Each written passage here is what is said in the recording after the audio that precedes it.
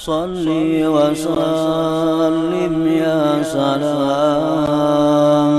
ala nabi khairil anam wal ali wa sahbihi. Bismillahirrahmanirrahim. Alhamdulillahi rabbil alamin. Wa bihi nasta'in ala umuri dunya waddin. Wassalatu wassalam ala ashrafil anbiya wal mursalin sayyidina wa maulana Muhammadin wa ala alihi wa sahbihi ajma'in.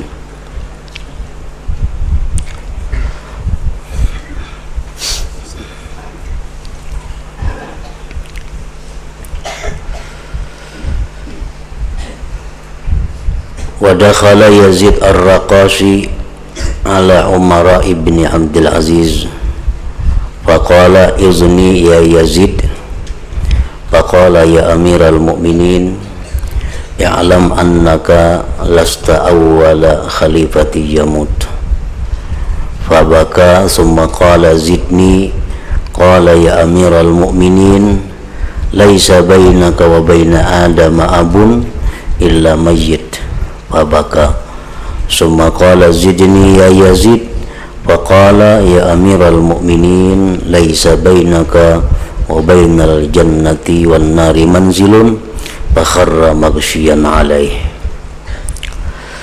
Wa qala Maimun bin Mihran lamma nazalat hadhihi al-ayah wa inna jahannama lamaw'iduhum ajma'in saha Salman al-Farisi wa wada'a yadahu ala ra'sihi wa kharaja hariban thalathata ayyam la yaqdiruna alaih. Wa ra'a Daudu at-Ta'i imra'atan tabki ala ra'si qabri waladiha wa hiya taqul ya ibnah laita syi'ri ayya khaddayka bada'a bihiddud awalan fasa'ika Daud wa sakata makanahu. Wa qila marida Sufyan al-Thawri fa'urida daliluhu ala tabibin zimmi faqala hadha rajulun qata'al khawfu kabidah thumma ja'a wa jassa urukahu thumma qala ma alimtu anna fil millatil hanifiyyah mithlah. Wa qala Ahmad ibn Hanbal rahmatullah alaih sa'altullah azza wa jalla ayyabtaha alayya baban minal khawf fafataha fakhibtu ala aqli faqultu ya rab alayya qadru ma utik fasakana qalbi ila akhir.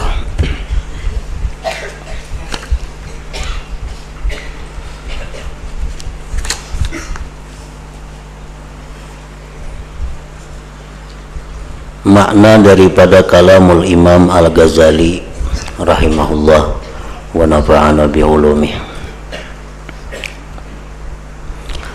Yazid ar-Raqashi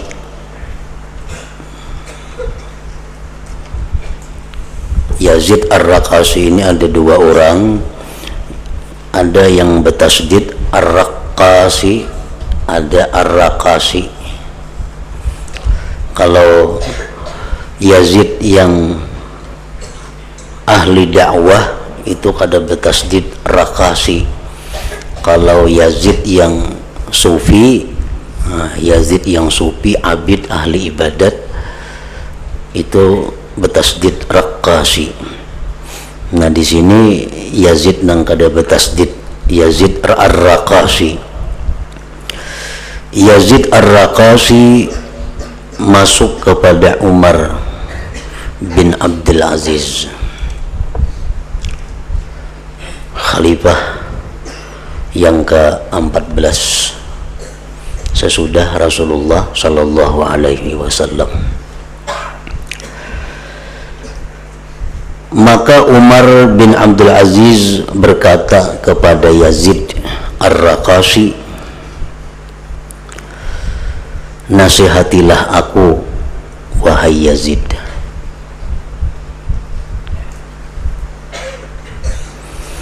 Maka Yazid berkata, wahai Amiral Mukminin, ketahuilah bahwasanya kamu tidaklah khalifah pertama yang meninggal dunia. artinya pian ini wahai khalifah bukanlah khalifah yang pertama yang meninggal dunia. Artinya khalifah-khalifah yang sebelum pian itu matian sudah.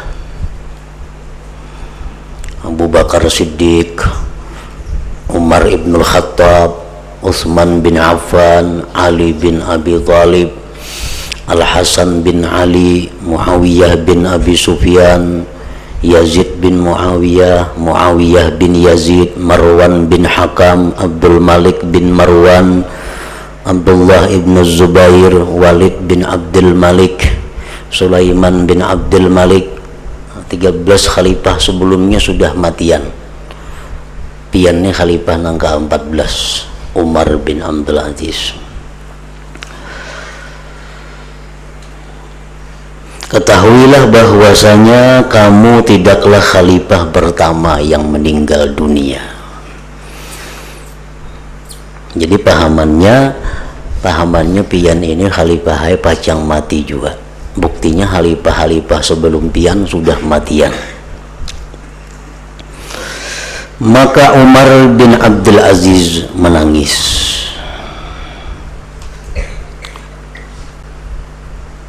Lalu beliau berkata, Umar bin Abdul Aziz tadi berkata, zidni,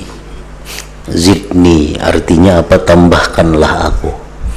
Artinya nasihati lagi aku, padahi lagi aku. Yazid berkata, Yazid Ar-Raqashi tadi berkata, wahai Amirul Mukminin, antara kamu dan Adam tidak ada bapak kecuali orang yang sudah meninggal. Jadi antara Adam sampai ke pian ini semuaan sudah meninggal dunia, semuaan sudah matian. Tidak ada seorang pun bapak yang masih hidup. Abah pian meninggal, kai meninggal, datuk meninggal. Nah barang ke atas pada datuk lagi matian semuaan sampai ke Nabi Adam. Tidak ada bapak kecuali orang yang sudah meninggal. Maka Umar bin Abdul Aziz menangis lagi. Kemudian beliau berkata, zidni, tambahkan lagi aku nasihat. Wahai Yazid, tambahi lagi nasihat. Yazid berkata, wahai Amirul Mukminin, tidak ada antara kamu dan antara surga dan neraka tempat. Tidak ada antara kamu dan antara surga dan neraka tempat. Artinya bila kada ke surga kan neraka. Itu aja ada dua pilihan. Di akhirat itu kada ada lagi tempat nang ketiga. Walaupun sebelumnya ada tempat-tempat lain, namun itu hanya sementara. Tapi akhir-akhirnya, ujung-ujungnya kada lepas dari dua itu. Fariqun bil jannah, satu golongan di surga, wa fariqun fis sa'ir, satu golongan di neraka sa'ir. Tidak ada antara kamu dan antara surga dan neraka tempat. Maka Umar bin Abdul Aziz tersungkur pingsan. Setelah itu mendengar nasihat tadi, maka khalifah ini, Amirul Mukminin ini tersungkur pingsan, maghsyian alaih.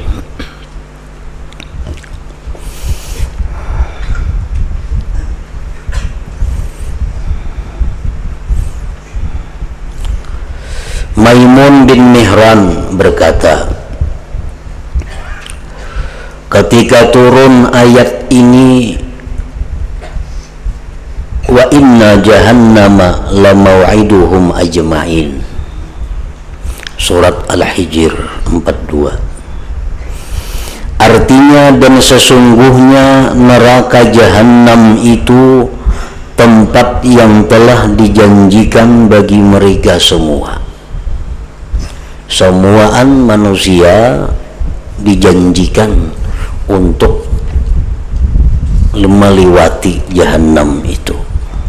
Wa im minkum illa wariduha, tidak ada daripada kalian seorang jua pun pasti melewati jahannam itu. Cuma ada nang gugur, ada nang kada, ada nang singgah, ada nang tarus menuju surga.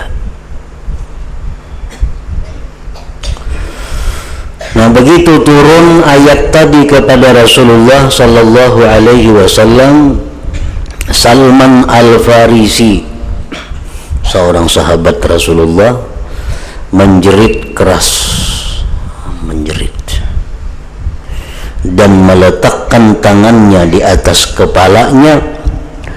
Ia lari keluar selama 3 hari, yang mana orang-orang tidak bisa mengejarnya. Karena apa? Karena khauf, karena takutnya beliau kepada Allah Subhanahu wa ta'ala.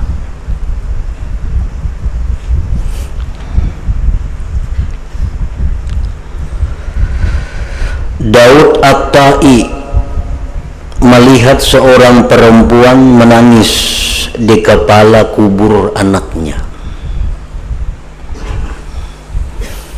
Ia berkata, "Wahai anakku, kiranya aku tahu manakah 2 pipimu yang mulai dimakan ulat pertama kali."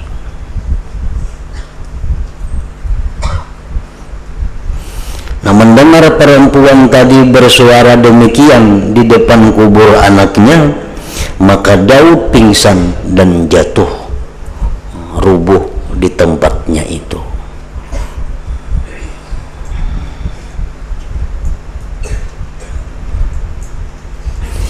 Dan dikatakan Sufyan Ats-Tsauri sakit.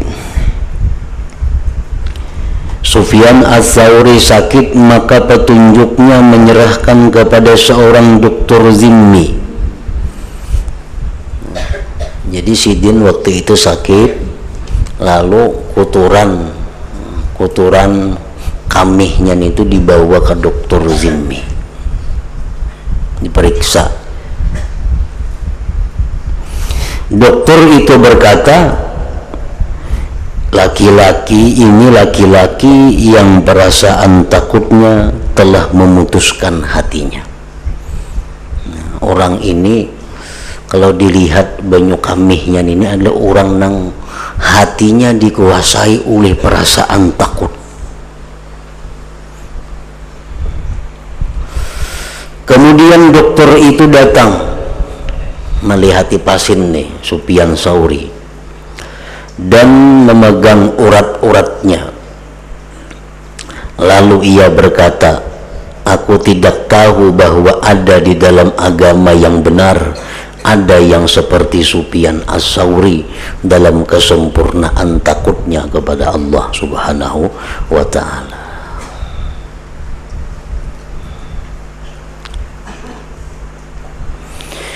Ahmad bin Hanbal rahmatullah alaih berkata, "Aku memohon kepada Allah Azza wa Jalla agar Allah membukakan untukku pintu dari takut.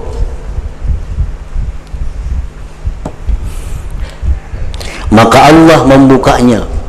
Nah, dibukakan Tuhan Sidin ini pintu takut kepada Tuhan. Kemudian aku takut atas akalku. Begitu dibukakan Tuhan jadi pintu takut itu kepadaku, aku khawatir akalku rusak, akalku terganggu, karena begitu dahsyatnya takut kepada Allah itu. Dan aku berkata, "Wahai Tuhanku, sekedar apa yang aku sanggup, bukakanlah pintu takut itu kepadaku, maka tenanglah hatiku."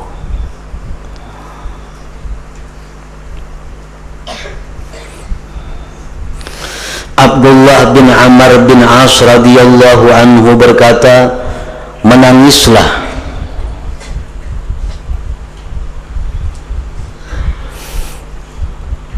apabila kamu tidak menangis, maka berbuat tangislah." Artinya mun kada kau menangis, usahakan supaya menangis. Nah, menangislah kamu menangis itu karena takut kepada Allah.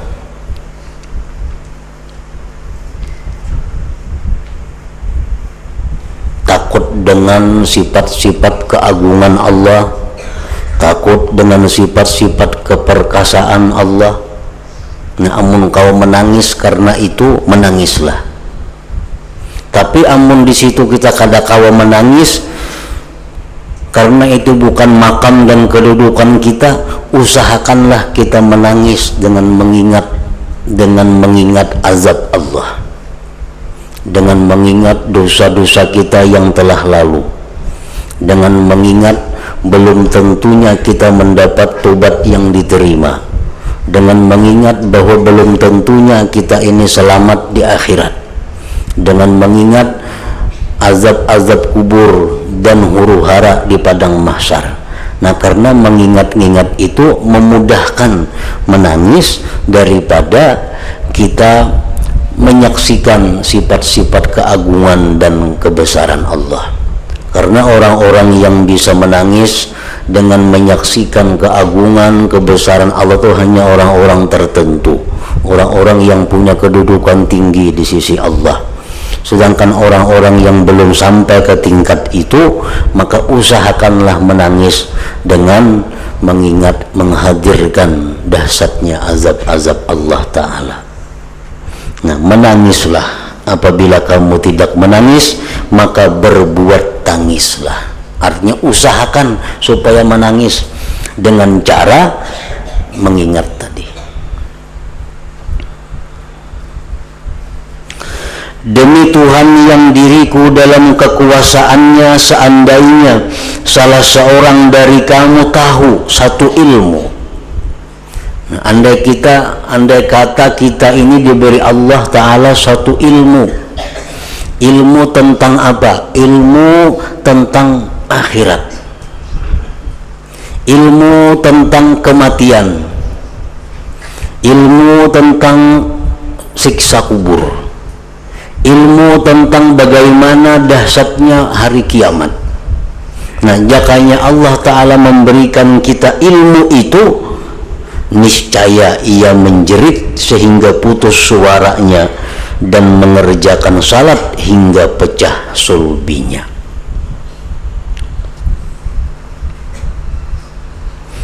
Seakan-akan Abdullah bin Amr bin As memberi isyarat kepada makna sabda Rasulullah sallallahu alaihi wasallam, "Lau ta'lamun ma a'lam la dhahiktum qalila wa la bakaitum katsira."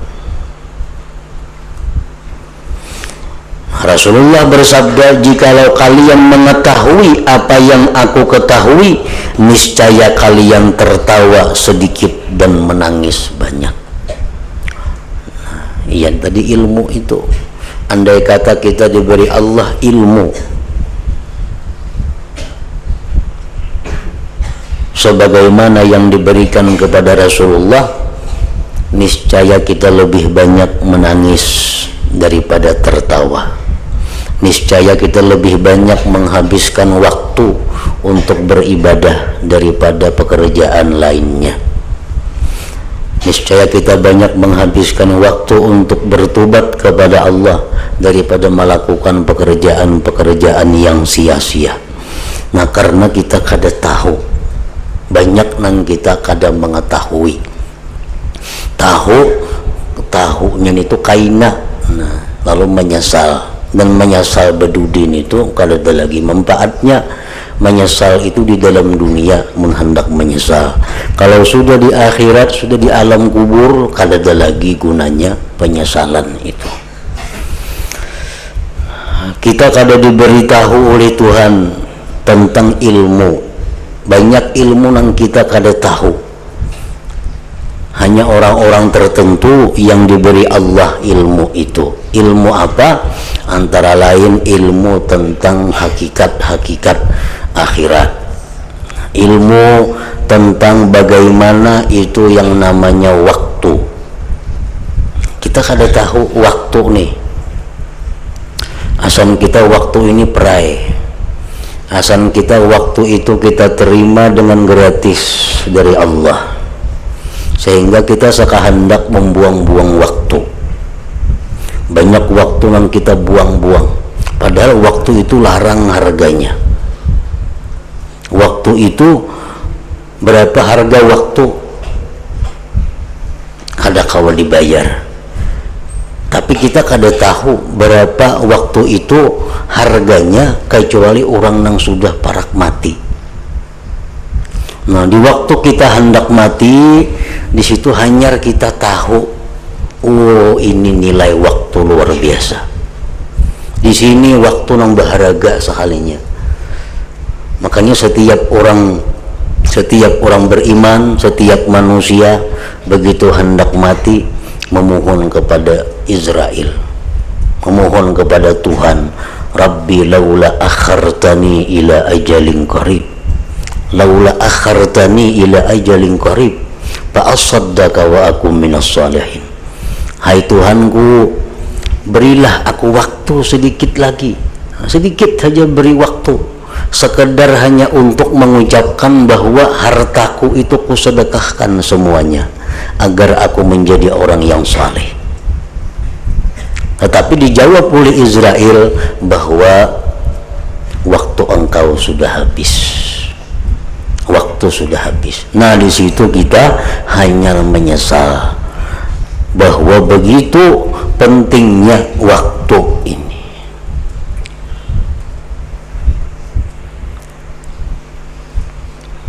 Penyesalan yang sangat besar adalah di mana kita menghabiskan waktu pada bukan taat kepada Allah. Itu penyesalan yang paling besar. Nah, jangannya kita tahu sudah waktu itu begitu berharga, waktu itu betapa mahalnya, tentu kita akan banyak beribadah, tentu akan banyak berbuat yang bermanfaat daripada beristirahat,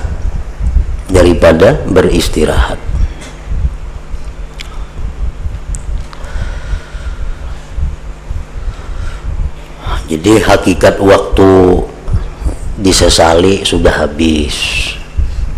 Nah, kemudian lagi harga dan nilainya sihat. Kita kadang merasa sihat ini berharga, larang, karena kita belum kehilangan sihat itu. Bila mana kita nih sudah mulai kehilangan sihat, nah hanya tahu, oh sihat itu sekalinya larang benar harganya. Sekarang kadakawa lagi melakukan itu, kadakawa lagi melakukan ini. Kenapa? Karena si sihat itu kada ada lagi.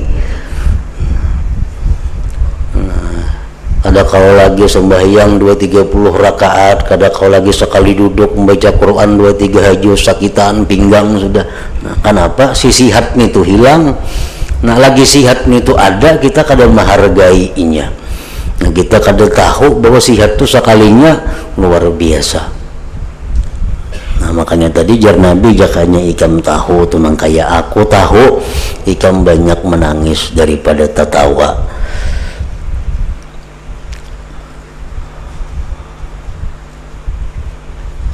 Sujud umpamanya, kita sihat kawah aja sujud setengah jam ada apa-apa, namun kita sihat. Tapi mun kita sudah saling semaan 5 menit kini sujud bisa pingsan, ada kau berhinak lagi, gelasak-gelasak hidung. Nah, karena sihat nih tuh ada lagi. Nah, hanya ingat situ, apalagi yang lain-lainnya sakitan. Rokok tuh orang sambayang tasbih, orang sambayang tasbih itu amun orang berpenyakit darah tinggi nang tinggi ini tuh rokok tuh udah hendak pingsan ninya. Tasbih itu kan lawas sambayang tuh rokoknya. Orang yang berdarah tinggi itu kada kawan mudah kali itu boleh lawasinya bisa raung. Nah, lagi darah normal kada terasa, kada ada harganya. Nah, begitu sudah darah tinggi, penyakit macam-macam hanya tahu, oh sekalinya sihat tuh larang bujur. Nah, itu yang dimaksud nih. Jakanya tahu, nah pada jakanya tahu. Jikalau kalian mengetahui apa yang aku ketahui, niscaya kalian tertawa sedikit dan menangis banyak. Orang-orang yang menghuni surga, apalagi di surga-surga yang tinggi, itu adalah orang-orang yang pandai menggunakan waktu dalam kebaikan dan taat. orang-orang yang menghabiskan waktu dalam ibadah kepada Allah, orang-orang yang menghabiskan waktu di dalam kesia-siaan, apalagi di dalam kemaksiatan. Nah, itulah orang-orang yang bakal menghuni api neraka. Kita membaca manaqib, membaca sejarah para aulia, membaca sejarah para nabi, ada yang semalaman ini 2 khatam Quran. Nah, waktu mereka waktu yang berharga. Ada yang siang 2 khatam Quran, malam 2 khatam Quran, ada yang malam 100 rakaat sembahyang, ada yang sampai 1000 rakaat sembahyang. Ini orang-orang yang mengetahui tentang waktu. Nah, sehingga mereka bisa memanfaatkan dengan yang sebaik-baiknya itu. Al-Anbari berkata, ashabul hadis berkumpul di pintu Al-Fudail bin Iyad, maka terlihatlah oleh mereka dari lubang dinding Al-Fudail itu menangis dan jenggotnya bergoyang. Lalu Fudail berkata kepada ashabul hadis ini, ujar Fudail, lazimilah oleh kalian Al-Quran. Lazimilah Al-Quran, artinya baca, pelajari, pahami, hayati, amalkan Al-Quran. Lazimilah salat, lazimilah sembahyang. Kasihan kalian, ini bukan zaman hadis, hanya saja ini zamannya menangis, merendahkan diri. Padahal ini masa di bawah tahun 200 Hijriah, masih masa yang sangat mulia. Kan Fudail ini wafat tahun 180-an. Jadi ini sudah sebenarnya masih masa yang begitu bagus, karena masa yang paling bagus masa Nabi, masa sahabat, masa tabi'in itu masih masa yang luar biasa. Tapi di masa itu pun Fudail sudah mengatakan bahwa ini zaman-zamannya banyak menangis, merendahkan diri, ketetapan hati, dan berdoa seperti doanya orang yang hendak tenggelam. Hanya saja ini zaman, jagalah lisanmu, sembunyikanlah tempatmu, obatilah hatimu, ambillah yang kamu kenal, dan tinggalkanlah apa yang kamu ingkari, yang tidak kamu kenal. Artinya ini pekerjaan-pekerjaan, usaha-usaha, makanan-makanan, pakaian-pakaian nang kada dikenal hukumnya, tinggalkan.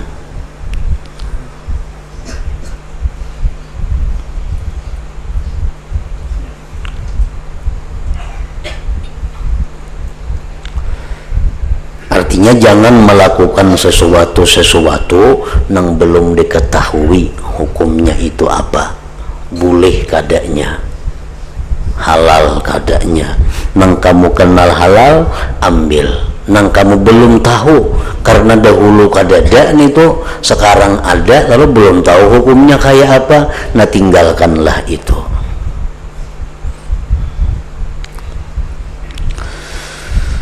Pada suatu hari Al-Fudail dilihat berjalan kaki. Kemudian beliau ditanya hendak kemana. Beliau menjawab, aku tidak tahu. Beliau berjalan kaki karena bingung, sebab takut kepada Allah Subhanahu wa ta'ala. Zar bin Umar berkata kepada bapaknya Umar bin Zar, bagaimana keadaan orang-orang yang ahli ilmu kalam yang suka berkata, salah seorang pun tidak menangis. Apabila engkau berbicara, maka aku mendengar tangis dari segala sudut.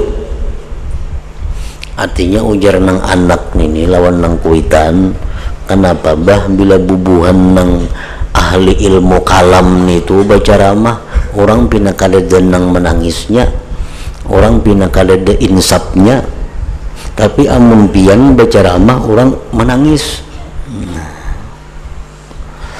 Maka bapaknya menjawab, wahai anakku, perempuan yang meratap karena kematian anaknya itu tidak seperti perempuan peratap yang disiwa. Ya, ada orang menangis tuh, orang menangis upahan. Itu di zaman jahiliyah itu makin banyak orang nang menangisi kematian seseorang, maka berarti nang kematian ini makin hebat. Itu di zaman jahiliyah. Disitulah timbulnya naihah, orang-orang nang menjerit, nang meratap. Jadi bila ada tuh orang mati, banyak orang nang menangisi kematiannya itu, berarti itu orang mulia, berarti itu orang hebat. Nah lalu kayak apa caranya supaya banyak nih orang menangisi nang kematian ini? Disiwa. Nah, dicari ke kampung-kampung, siapa aku nang menangisi akan abahku mati, karena diupah sekian. Itu ngarannya naihatul mustajarah, peratap-peratap siwaan, pemain bayaran nih. Jadi kumpul 300 binian menangisan bila ada orang mati, kisahnya menangisi nang kematian itu, padahal upahan aja itu kada asli tangisnya.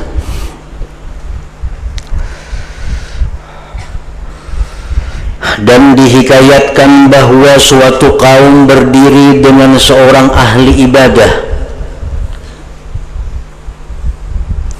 dan dihikayatkan bahwa suatu kaum berdiri dengan seorang ahli ibadah, ia sedang menangis. Kaum itu berkata, apakah yang menyebabkan engkau menangis? Semoga Allah memberikan rahmat kepadamu. Abid itu menjawab, orang yang menangis tadi menjawab, luka yang dirasakan oleh orang-orang takut dalam hati mereka. Mereka itu menangis karena pedihnya luka yang ada di dalam hati mereka, lalu menangisinya. Mereka bertanya, apakah luka itu? Napa garang luka hati ikam itu, maka ikam tetangis itu? Abid itu menjawab, ketakutan panggilan untuk menghadap kepada Allah Azza wa Jalla. Itu yang membuat aku menangis. Takutan artinya menghadapi panggilan Allah. Sebab kaina pasti dipanggil oleh Allah untuk mempertanggungjawabkan perbuatan-perbuatan di dalam dunia, untuk mempertanggungjawabkan nikmat-nikmat Allah yang kita rasakan di dalam dunia ini. Jadi karena takutan itulah hati ini luka, pedih, lalu akhirnya menangis. Itu ujar seorang abid yang ahli ibadah tadi. Abu Ishaq Ibrahim bin Ahmad Al-Khawwas menangis dan berkata dalam munajatnya, sungguh aku telah tua, tubuhku telah lemah untuk berkhidmat kepadamu, maka bebaskanlah aku. Beliau ini kan, kita semakin tua semakin lemah, tentu semakin kurang ibadah karena usia, karena umur. Si dinnya takutan kalau pindah kada kau lagi beribadah karena ketuhaan ini, nah lalu minta segera dimatikan oleh Allah. Sungguh aku telah tua, tubuhku telah lemah untuk berkhidmat kepadamu, maka bebaskanlah aku. Salih Al-Murri berkata, Ibnu Sammak telah datang kepada kami sekali. Lalu ia Ibnu Sammak ini berkata, perlihatkanlah kepadaku sesuatu dari sebagian keajaiban-keajaiban hambamu. Kemudian ujar Salih ini, aku pergi dengannya, dengan Ibnu Sammak, pergi kepada seseorang laki-laki pada sebagian desa dalam sebuah rumah bambu miliknya. Lalu kami minta izin kepada laki-laki itu untuk masuk diberi izin masuk ke rumah laki-laki tadi. Laki-laki itu mengerjakan daun pohon kurma, mengolah tikar dibuat daripada daun kurma, gawiannya itu. Maka aku membacakan kepada laki-laki itu ayat Allah yang berbunyi, idil aghlalu fi a'naqihim wassalasilu yushabuna fil hamim summa fin nari yusjarun. Artinya ketika belenggu dan rantai dipasang di leher mereka, seraya mereka ditarik ke dalam air yang sangat panas, kemudian mereka dibakar dalam api. Nah, itu ayat surat Al-Mu'min. Dibacakan ayat itu lawan laki-laki nang tukang ulah tikar tadi. Maka laki-laki itu berteriak. Laki-laki itu berteriak dan teriakan yang keras dan jatuh pingsan. Nah, ini kita bisa membayangkan kayak apa kelembutan, kelembutan hati-hati orang dahulu. Begitu dibacakan ayat yang seperti tadi, mereka langsung menangis, menjerit dan pingsan. Maka kami keluar, ujar Saleh ini, daripada rumah laki-laki itu, dan kami tinggalkan laki-laki itu dalam keadaannya yang demikian pingsan tadi. Maka kami pergi ke laki-laki lain, cari buang laki-laki nang sekum. Kami masuk ke tempatnya, lalu laki-laki itu kami bacakan ayat ini, ayat yang tadi juga dibacakan. Maka laki-laki itu berteriak dengan teriakan yang keras dan jatuh pingsan.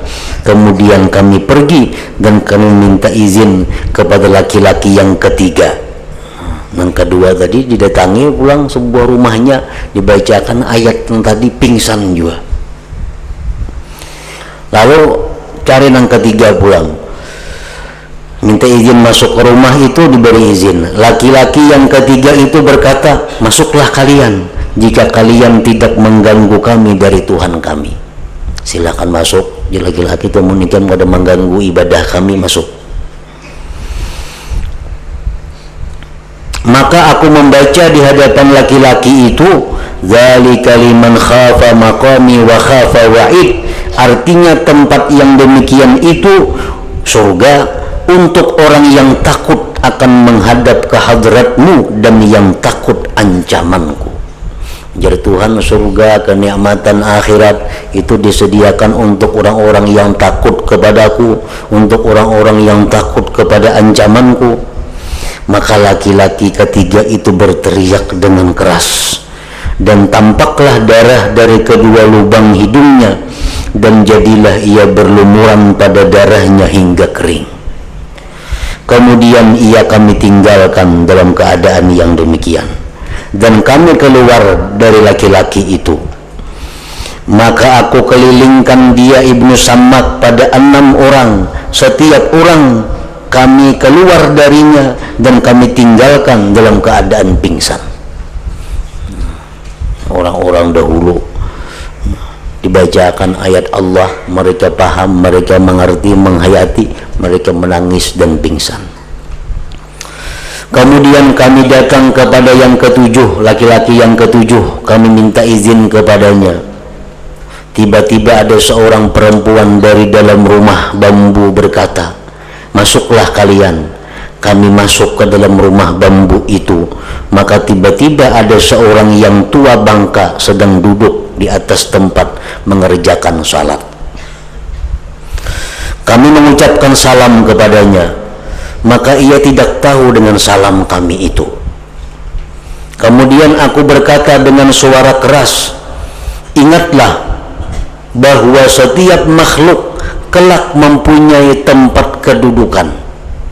Setiap makhluk mempunyai tempat kedudukan di akhirat kaina, di mana, di surga kah atau di neraka?